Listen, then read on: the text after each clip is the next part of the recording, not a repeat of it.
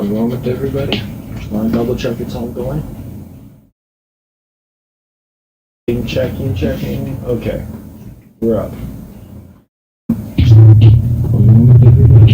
Okay, perfect. So it does work like that. I just gotta get the chat working real quickly, and then we're good. Lock out the chat and then shove it into the window, and we should be good. My apologies for the waiting, everybody.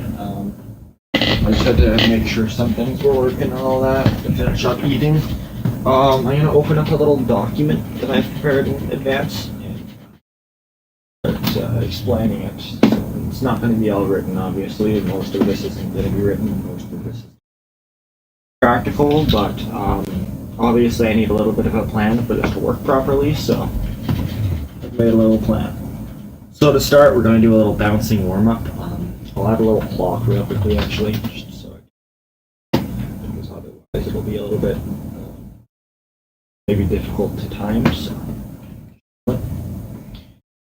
if I'm being too loud, let me know. I'm not using the same microphone. Be a bit more louder than usual. Moment.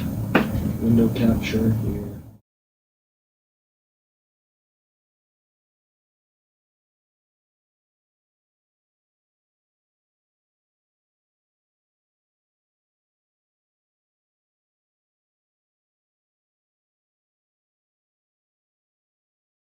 Close some things and get some stuff.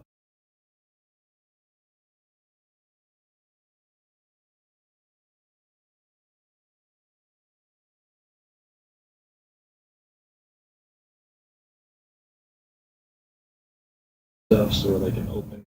I'm going to be timing some of our exercises. Maybe right now I'm a little bit behind the camera, but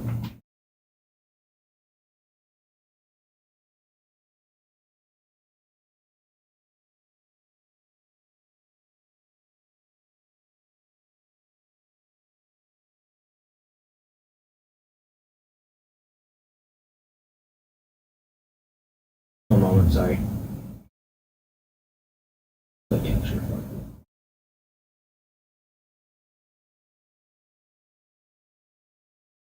So this is currently the plan, a short bouncing warm-up and basic stance, basically in the stance section. While I'm setting the timer up and stuff, quickly go over the lesson here. I'm trying to figure out how to crop this.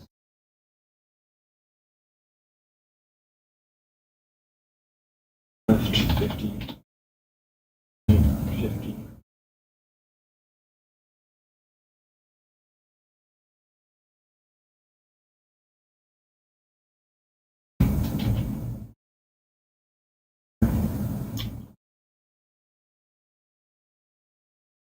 This will go on the very bottom of the screen.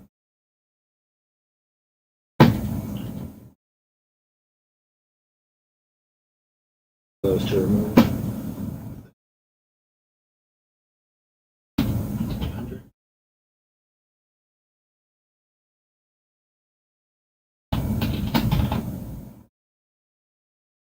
Okay, we're going to be doing minute-long rests with 2-minute rounds, so I won't be giving you the showing the timer here for the 2-minute rounds, since they're going to be a little bit like how do I explain it? The app I'm using is weird, but basically I'm going to be showing you the rest times, and you can kind of guess how long the 2 minutes are. It'll ring though, don't worry.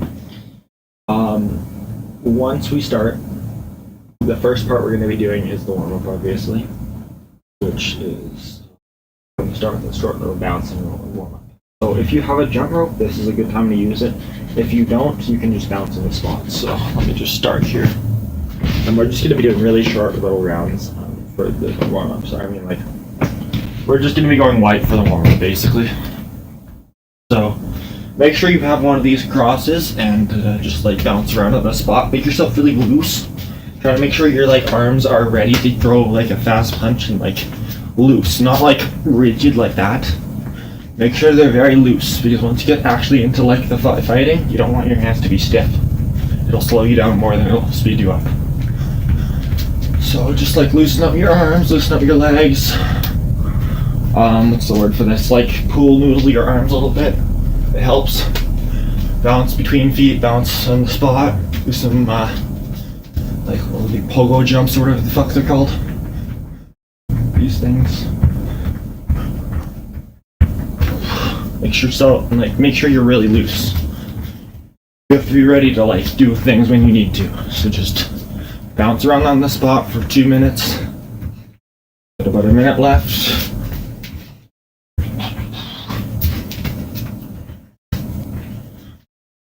Like think of going back and forth from each foot. And if you want, you can actually mimic the jumping rope motion like Goku does in the show. So like, just kind of like visualize the jumping rope if you need to. It works pretty well.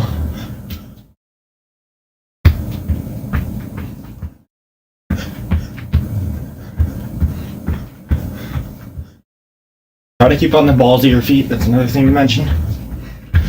About 15 seconds left, I think, maybe 20, I don't know. Can't see it too well, I think it's 20 there. Just keep on the light, keep light on the balls of your feet. Almost good. So this is going to be a little boxing workout, it's not going to be like boxing practice. It's not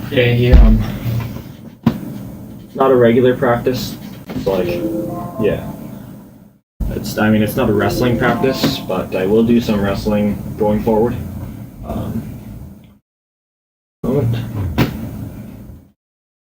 Anyways, so about a minute of rest.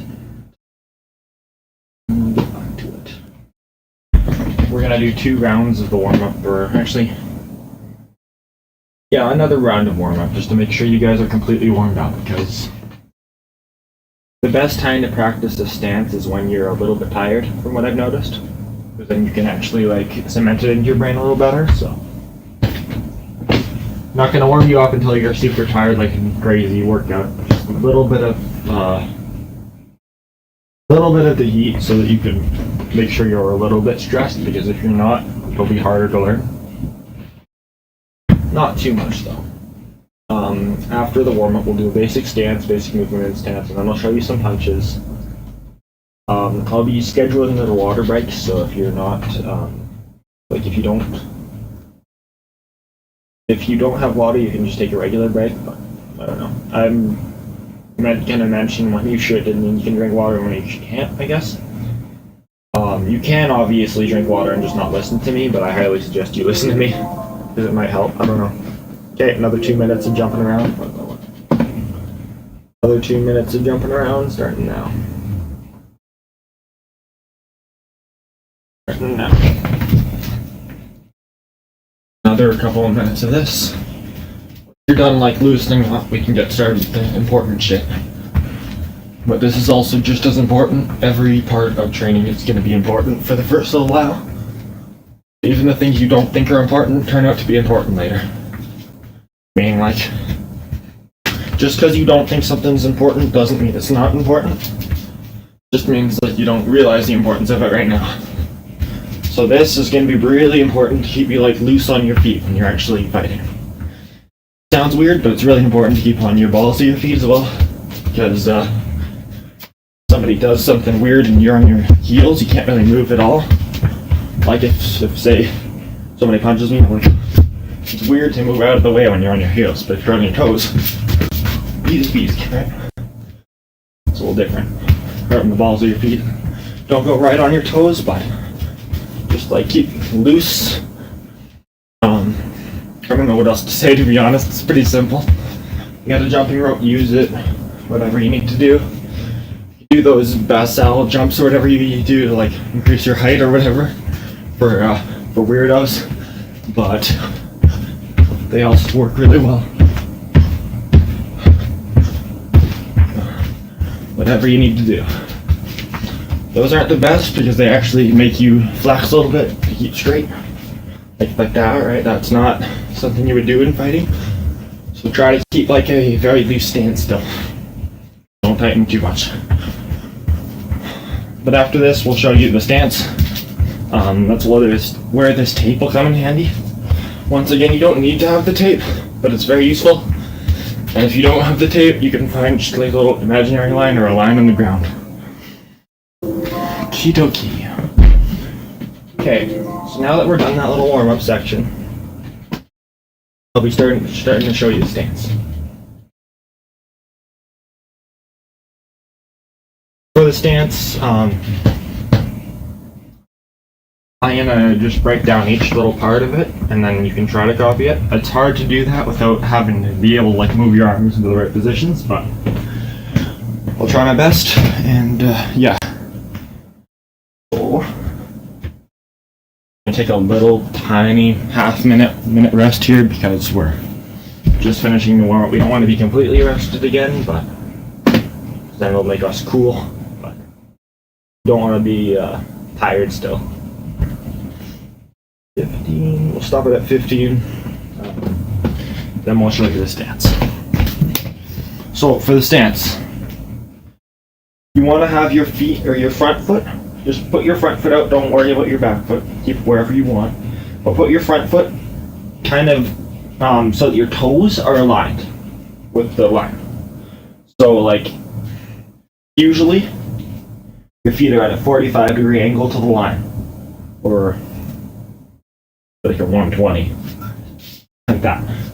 This way, what I want you to do is have them more at a 90-degree angle, so your feet are like directly, like your toe line is directly in line with the line, and you should be slightly tilted to the side of it. This is straight on. This is a little bit to the side, and yeah, your back foot should be about like hip distance, a little bit more than maybe.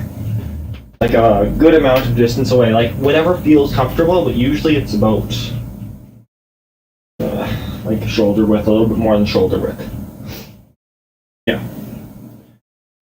You want to line up your front toe with your back heel, and then move over just a little bit, not much, just a bit.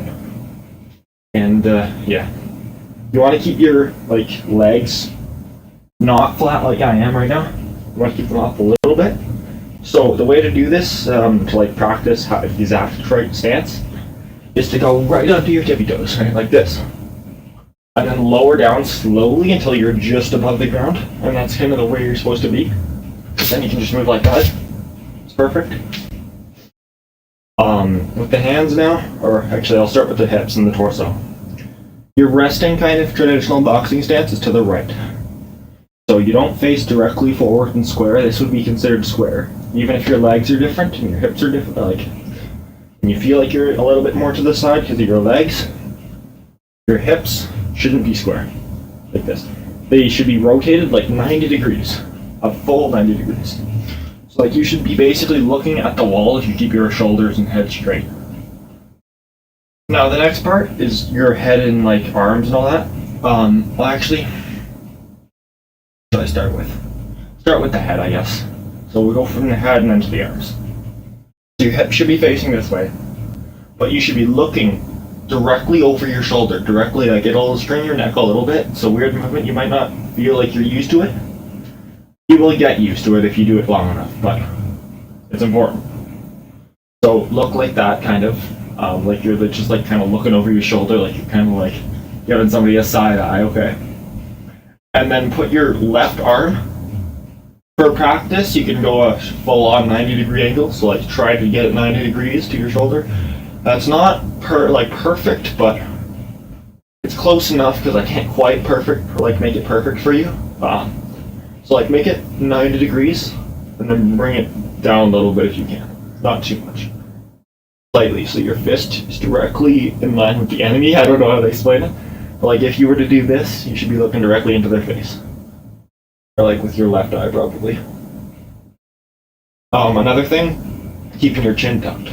So, for the stance, imagine there's like a golf ball underneath your chin. That's what I was explaining with the tennis ball, or not tennis ball, actually would be better. A tennis ball. So, what you can do now, if you have a tennis ball, take a tennis ball, shove it right under your chin, and keep it tucked there while you're moving around and practicing. Because you have to have your chin really down tucked. you don't think about it.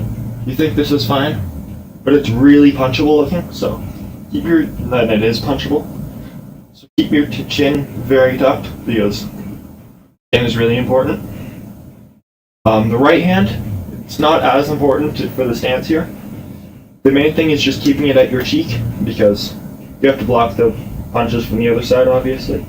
It's a little bit harder to do that with the left hand, because if you say you got to punch a left hand, or a block a left hand, or usually you dodge it, but whatever. Say you got to block left hand, you do this.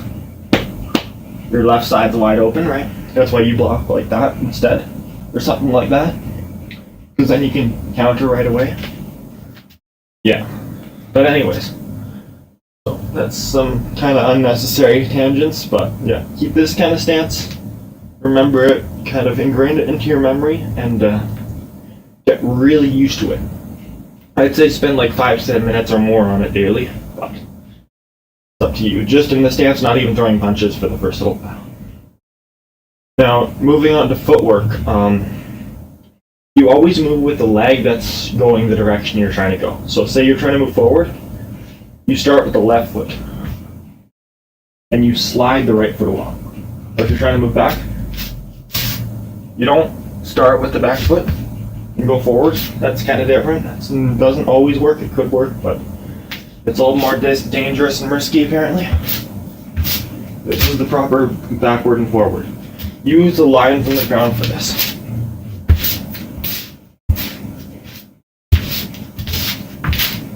See? Lines aren't perfect on this kind of mat, but they work.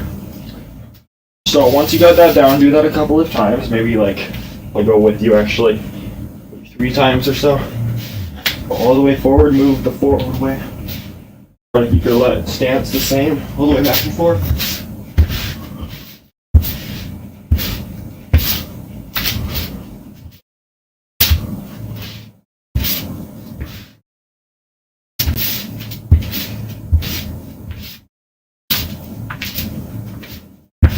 You should be looking into your eyebrows a little bit with your face or like your chin.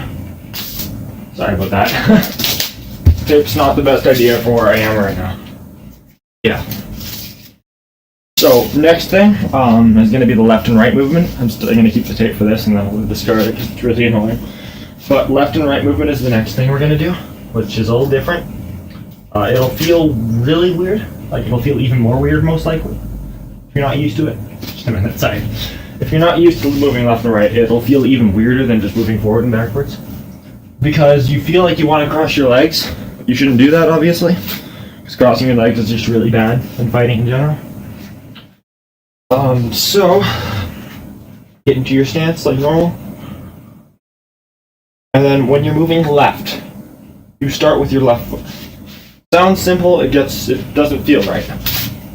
You start with your left foot and then you slide your right foot along. And opposite with the right. When you're moving right, you start with your right foot and slide your left foot.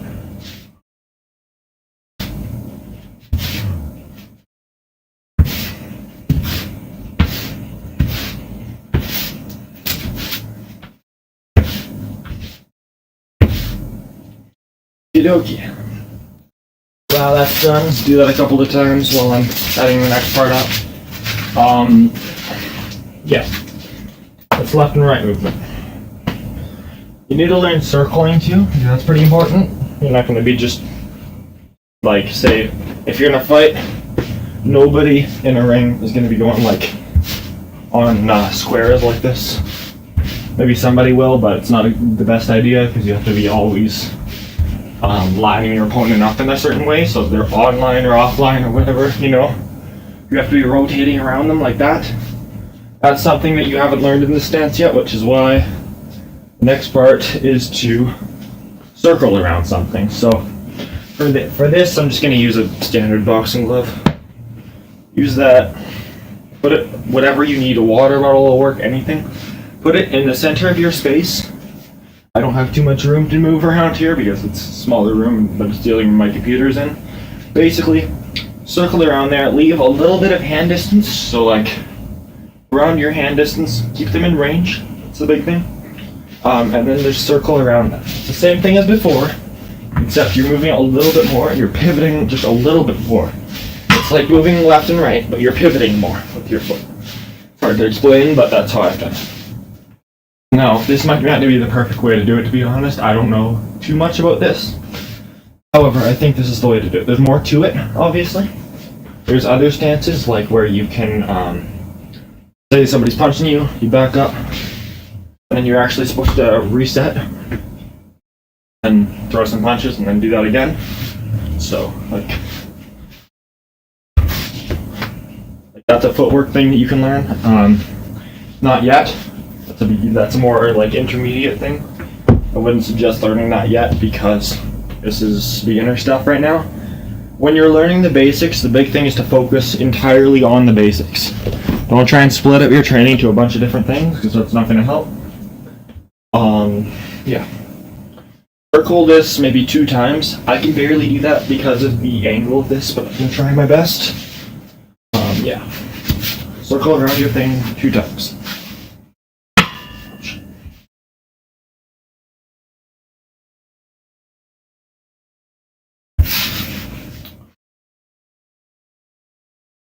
Throw a punch whenever you need, but I'd suggest not, because I haven't actually shown you how to yet, remember? Yeah, that's circling. That's all the basic footwork drills that I'm going to show you for now. Next video I might show you some more. Not yet. I'm not very good at footwork yet. It's not my specialty. That is important. I've mastered that pretty well, I think. But I have not mastered the other advanced footwork things or even the intermediate footwork things because I've been hyper-focusing on perfect punches. So yeah, next thing is the punches. This is mostly where I have some information now because this is my next good piece of information. Get into your stance from before. The big thing is don't rotate your arm to the right. Like don't, your elbow, I mean.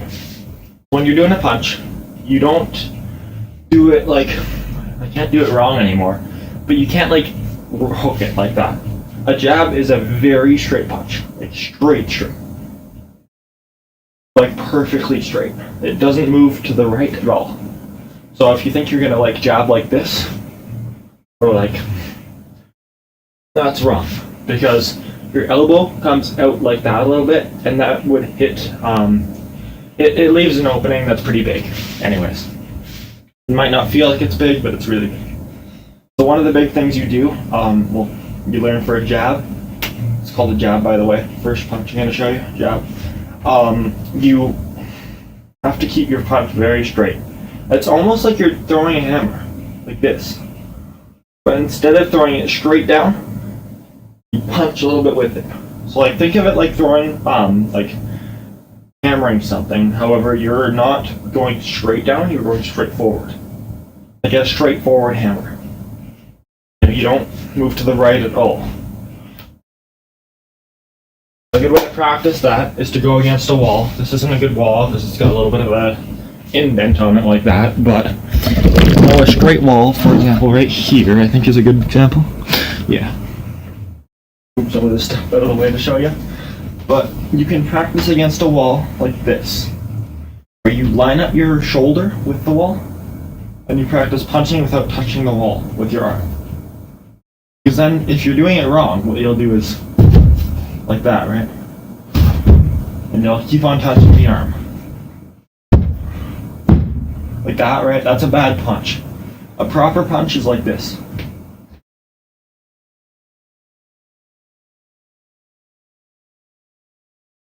You don't touch the wall at all. That's what you're supposed to do at least. Yeah. It depends on the types of punches, but I think you should learn the types of punches after you figured out the basics, right? You need to master the very perfect of the basics before you can make modifications to the punches, in my opinion. Although certain coaches would obviously just give you the modifications before the basics, if they want you to just get in the ring and fight right away. But I don't think that's a good idea. I think it's a very bad idea. I think you learn badly that way, honestly. And I think you don't get the technique properly done at the right time. Because then you will fall into more bad habits later rather than taking time now to fix them. Another thing is the cross. So we've done the jab. I don't know if you've no, I didn't mention this. When you're throwing the jab, you kind of rotate your shoulder. So you start here with your thumb towards you. When you're done, your thumb should be basically upside down, or as close as you can without like thinking too much about it, but you have to rotate your arm around. There are jabs that go like this in other disciplines, where you're like straight punching. Kind of Ayanokoji kind of does it, but I don't suggest it. Like, you can punch like that. That's more of like a karate kind of style. That's not what I do. Can work if you know what you're doing. It's weird. It's different. Don't do it if you can help it. But yeah, rotate your shoulder. That's the basic one that I've learned. Do that. I'll show you the other ones later if you ever get to them. If you need them. If you don't need them, you can start. Or if you don't like. If you've mastered the jab and I haven't learned a bunch of other techniques to teach you, you can find another YouTube video later. But next videos will be more in-depth in this, don't worry. So yeah, jab is basic. Cross over your shoulder. Your shoulder shouldn't be directly in your ear like this. That's a different kind of jab. But it is a jab still, technically. Your shoulder should be like just a little bit into your jaw, not like right into your jaw, protecting your ear. You don't rotate your head, you keep your head straight, and it's just like a little bit.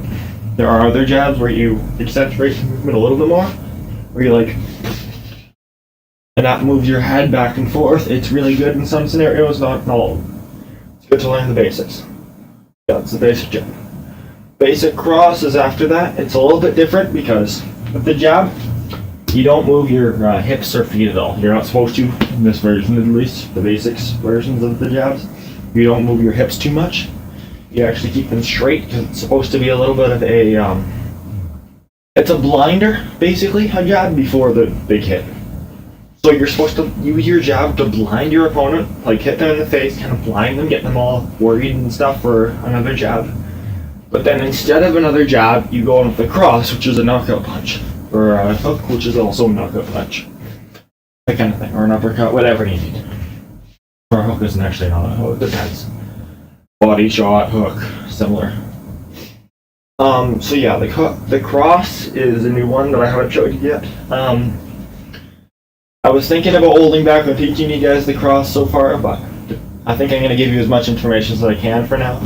So yeah, the cross is important that you stay a little bit on your toes for this, because it's going to be very hard to rotate your hips if you're like right flat, you know. To start, just practice rotating your hips. Start with here, and then practice rotating to the right completely, like you're turning to face the direction 45 degrees to the left of you. So that would be like basically 120 degrees from where you're looking. Right there.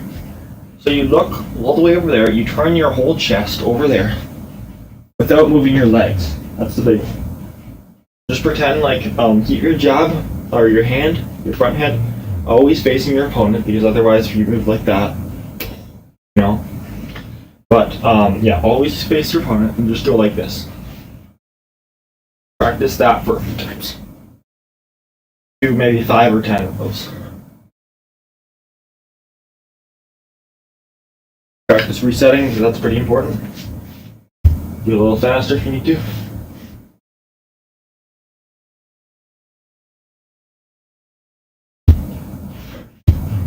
Good. Now, if you've done all those, practice the actual cross, moving the hand. Do that same movement, but copy the jab on the other side. So like same kind of thing as the other side. It's a straight punch. It's not a cross. It's not a hook. You don't do that with the cross. It's just like the jab, but you turn your hips and it's from the back. So how the jab goes around and your thumb hits the floor. Think of it like an apple stem, going up and going down. It goes from the top, facing up, to facing down. Do that. Don't obviously do that in the fight, that's a really bad idea. But for practicing, it's fine for a couple of minutes just to practice that. And like that. Give them the thumbs down. It's a good way to practice. Make it very rigid at the first. You're supposed to be loose in the warm-up, rigid during certain practices at the beginning, and then you loosen up over time completely. Because at the beginning, if you're not completely pretty rigid, you're not going to get the technique down. That's the big thing. So say I'm practicing jabs, right? And I'm new to the sport. Just go like, that's pretty loose. It might feel like you're loose and you're doing things right and you're flowing, but you're not. You're doing it wrong. You have to get the form before you can be that loose during the actual fight. You should still be loose during the warm-up, because that's important to loosen your muscles up so you can get more strength out of the practice. But don't loosen up too much during a punch while you're learning. You loosen up over time when you get used to it. Next thing, I was going to show you the hook today. It's a bit more advanced, so I'll give you a show anyways. It's difficult to show without something to punch, as it's a really, really weird move. But just actually, we'll do a little bit of jabs and crosses, just a little bit of free flow before we get into that. So, use the footwork that you were using earlier, start to start, and just do jabs. Don't think about crosses, actually.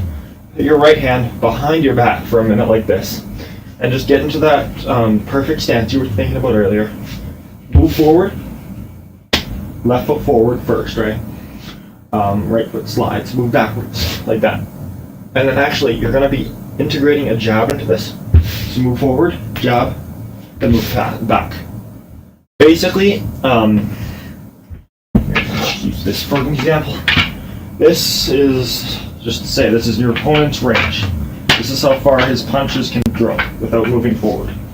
This is say his feet are planted. This is as far as his punches can fly towards you.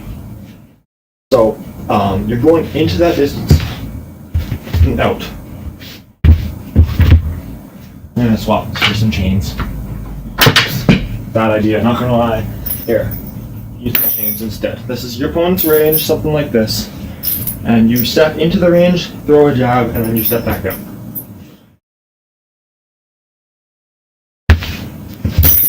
Like that. That was bad, actually, on my part. But yeah, just keep on doing that.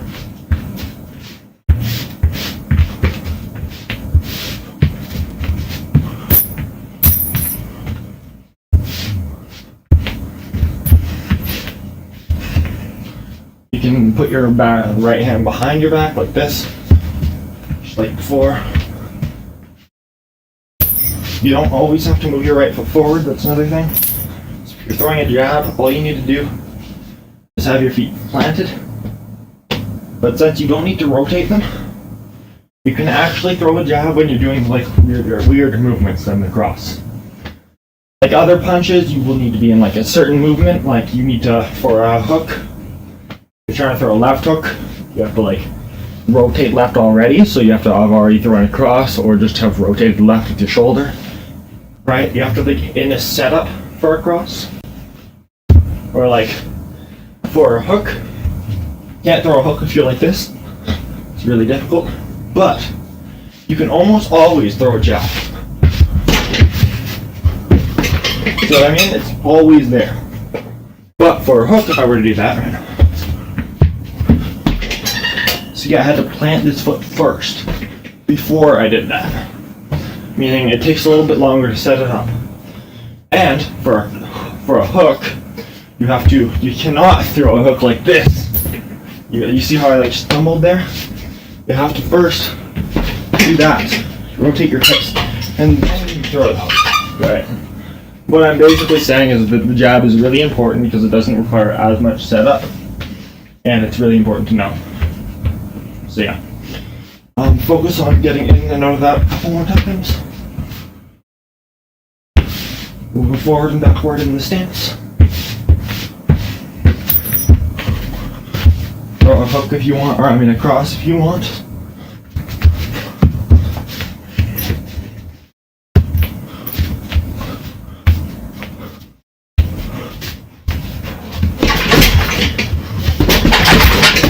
Anyways. So yeah, like that.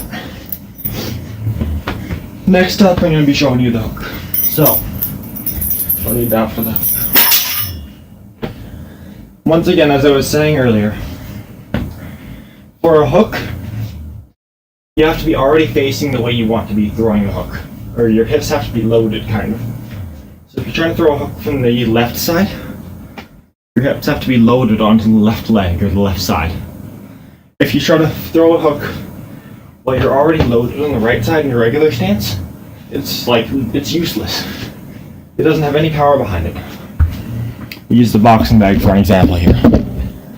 Now try to throw a hook like this without loading it up. See what I mean? But say I were to load up the hook by either throwing a feint or something like that, or simply rotating my shoulder and throwing the hook, you see how all the power goes up and through that way. But otherwise, where is it coming from? Literally nowhere. Just the arm, right? And that's how you throw a proper hook, right? You're not supposed to go way out like here, by the way. So when throwing a hook, a big issue that lots of people have is they try to do this. That's like a overhand something cross. I don't know what that is. It's not the best move. It's actually a really dangerous move. It's not good to use unless you really know what you're doing, because first of all, you kill somebody, or second of all, you could just do something really dumb and get killed yourself, because that leaves lots of openings. It is a move some people use in the UFC, trying to catch people behind the ear like that, right? Because that area right behind the ear is really dangerous to be hit in, because it can just knock you out right away. But you have to be really good to use it, because so you time it wrong, you time that wrong, right in the face. It's right there. You're like open as a duck, or a sitting duck, or whatever. You know what I mean? You're like right there. So yeah, that's why you shouldn't throw over crosses like that.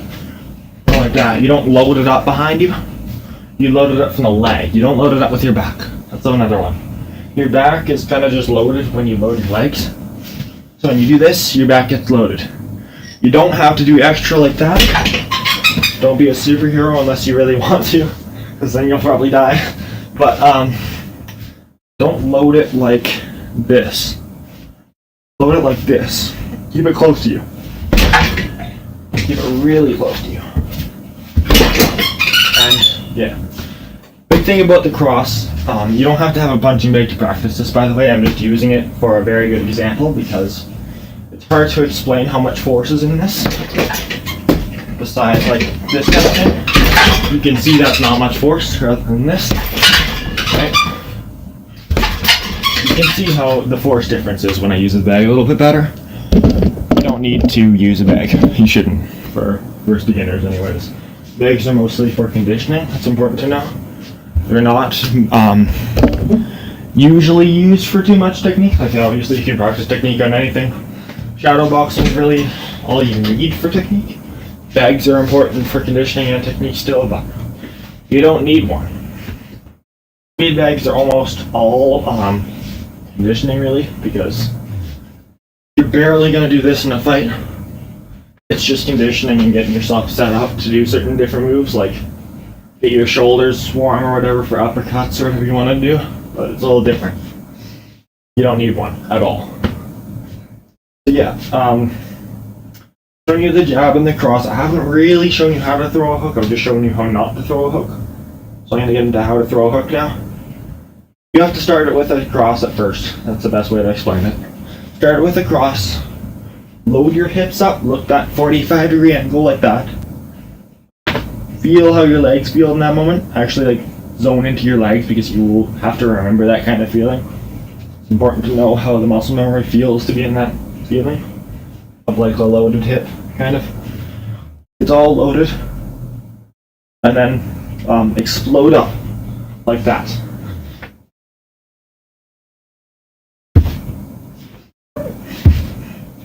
You can do a 45-degree angle.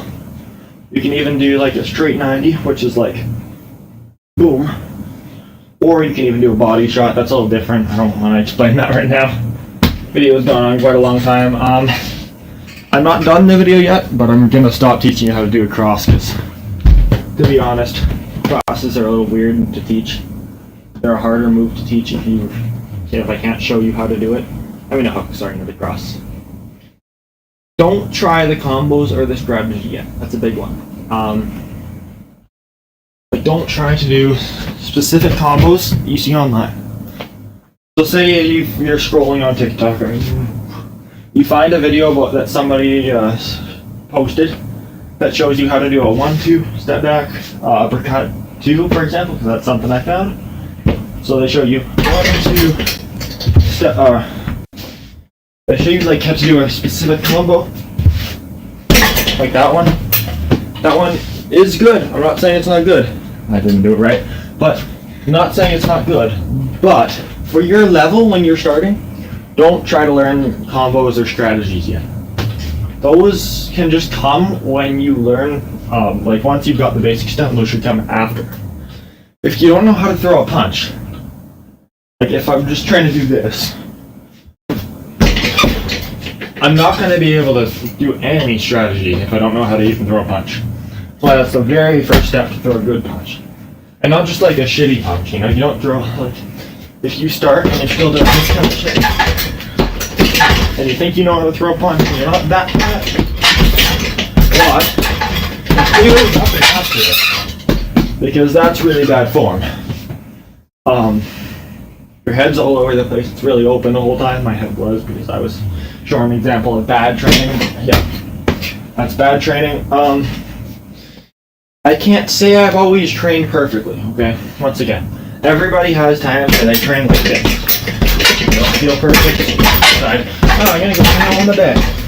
That's fine sometimes. Not all the time. Don't do that for technique training, ever. If you just want to have a good time and you're pissed off about something, go ahead. I don't care. But like for actual boxing training, you don't do that, obviously. Like one of the things I've done in some of my older videos is I've just done this.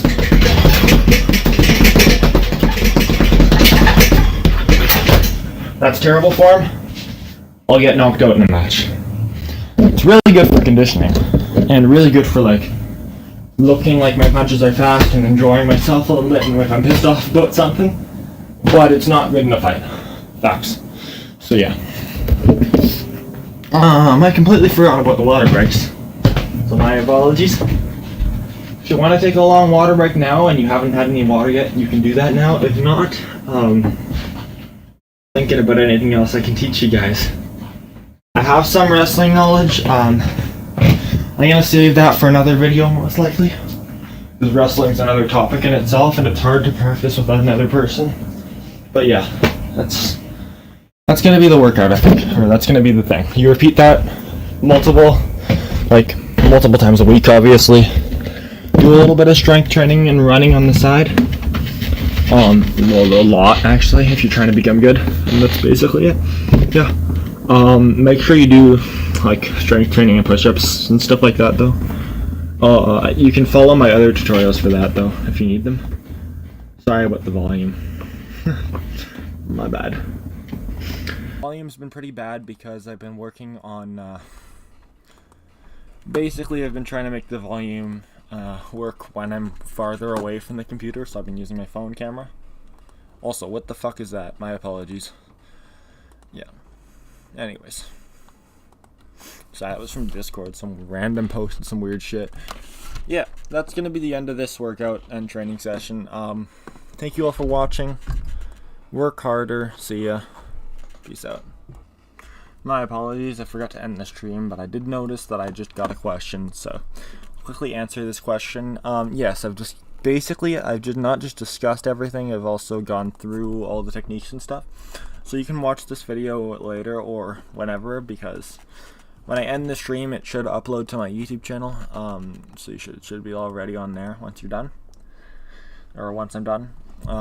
It might take like half a day to upload, but yeah, I've discussed footwork, I've discussed a lot of things. You can check it out later.